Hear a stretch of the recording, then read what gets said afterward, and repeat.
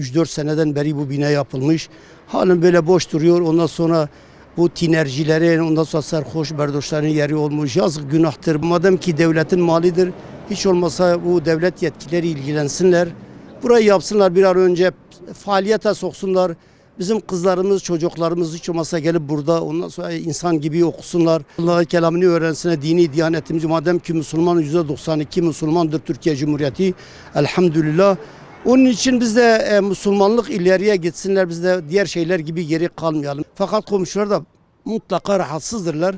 Öncelikle Sayın Valimiz, milletvekilimiz bir ilgilenseydiler, burayı yapsaydılar biz onlara çok teşekkür edecektik. Sarhoşlar da geliyorlar, çevreyi rahatsız ediyorlar. Gerçekten birileri onlara bir şey söyleyecek, bir bıçak vuracak, birilerini öldürecekler. O da yazık, günahtır yani gerçekten. Tabii esnafım yaklaşık 3 senedir burası hala inşaat halindedir. Daha kimse bir el atmıyor, mahkemeliktir abim. Gece geç saatlerde tinerciler falan geliyor burada, komşuları rahatsız ediyor abim. Onun için bir el atmasını istiyoruz devlet. Bazen sesler bağırıyorlar, çağırıyorlar abi, içeriden sesler çıkıyor. Polisler kaç kere geldi abim. Kaç keredir dile getiriyoruz, daha kimse bir el atmamış abim.